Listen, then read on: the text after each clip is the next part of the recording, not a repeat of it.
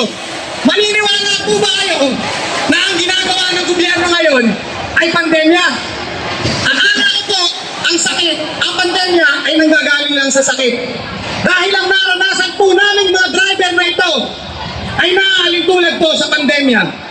Noong panahon po ng pandemya, ang nangyayari po sa aming mga driver, ubusan ang kasangkapan, may maipakain lang sa pamilya. Tama po ba? Walang pinagkaiba ngayon. Wala na po kami kinikita. Kaya ano ang nangyayari? Benta ng kasangkapan. Benta ng ari-arian. Yan po ang nangyayari ngayon. Tama po ba mga driver? Ginagawa niyo po kaming tinataas doon ang gusto ang presyo ng petrolyo. Gagarantahan ko po sa inyo, maghanap kayo ng matalino sa kaming mga driver.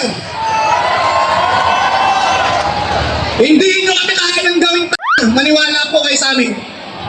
At ang mga magsasakang ito, mga kababaihan, mga magulang na nandito, kaya nandito sila para sa mas nakababata, sa mga anak, sa mga apo na apektado na ng kawalang hiyan ng regime ito. Marami po tayo dito ngayon. Nagtitiis ng gutom, nagpapainit, at karamihan nagkakaroon ng sakit dahil sa pakikipaglaban.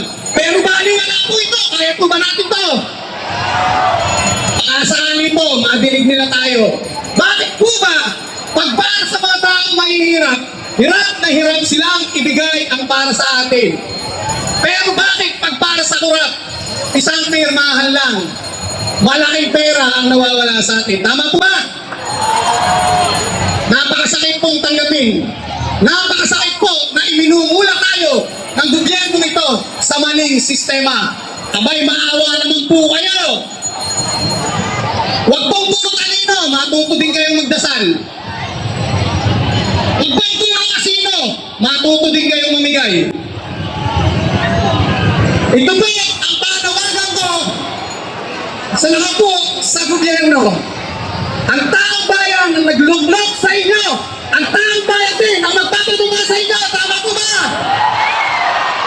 Yun lamang po at sama-sama po tayo. Commuter makibakaw, baguhin ang sistema sa laban ng tsuper. Kasama ang commuter. Ngayong araw, muling mga hasnay ng king ng mamamayan ang lansangan ng Mindoro. Ngayong araw, hindi lamang mga driver ng pampublikong jeepney ang nandito. Andito rin ang mga manggagawa sa transportasyon sa TNPS, sa MOVID at sa iba pang moda ng pampublikong transportasyon.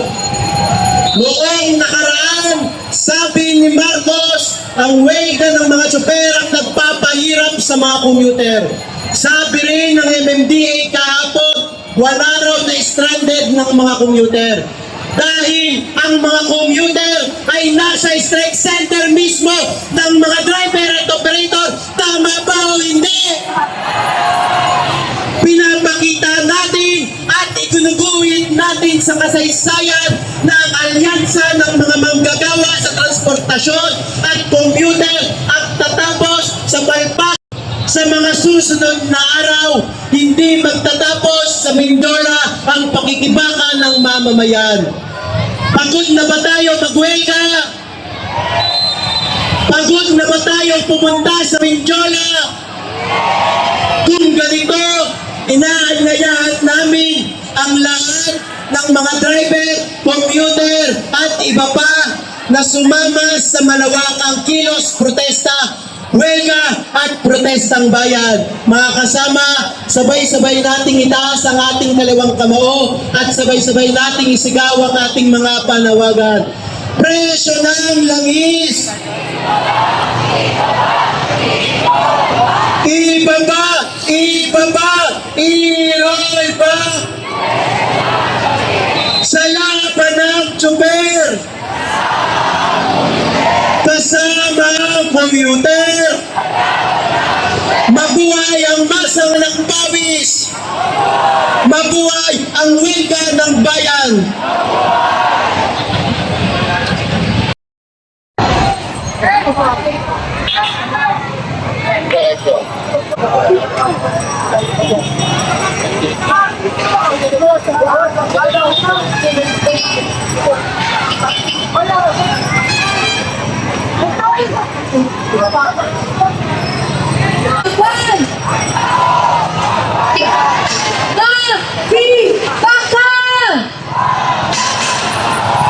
Huwag matakot!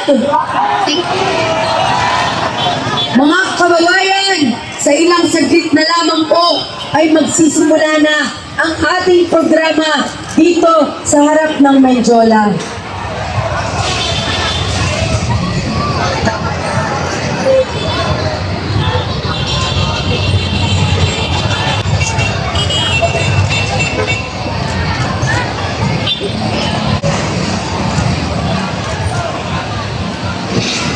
Ang tao, ang bayan!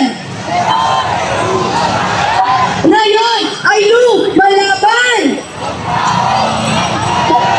Makibaka! Matakot! Presyo ng langis! Ibaba! Ibaba! Patanggalin!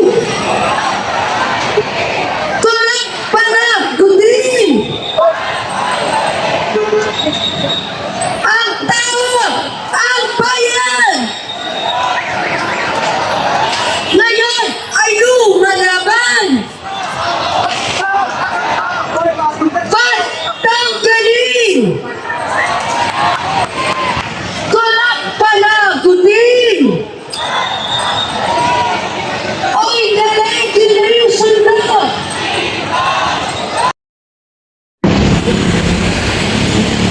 Ito na guys, organized dispersal naman, tagumpay na po na nasagawa ang kanilang kilos protesta. Ito na po, no, uwian na, tapos na, napahayag na nila ang kanilang saloobin. Yan guys. So, napakaraming rallyista ang sumali sa kilos protesta na ito dahil sa pagtaas ng langis sa ating bansa at tuloy-tuloy na pag-atake ng gera ng US and Israel. So yan o, napakarami.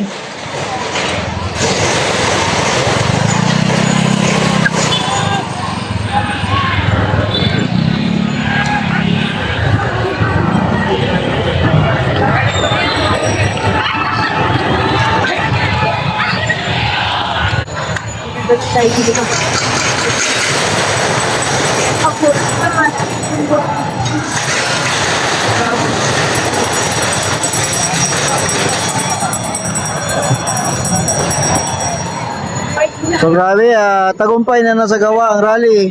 Dito guys ay demolition din, oh.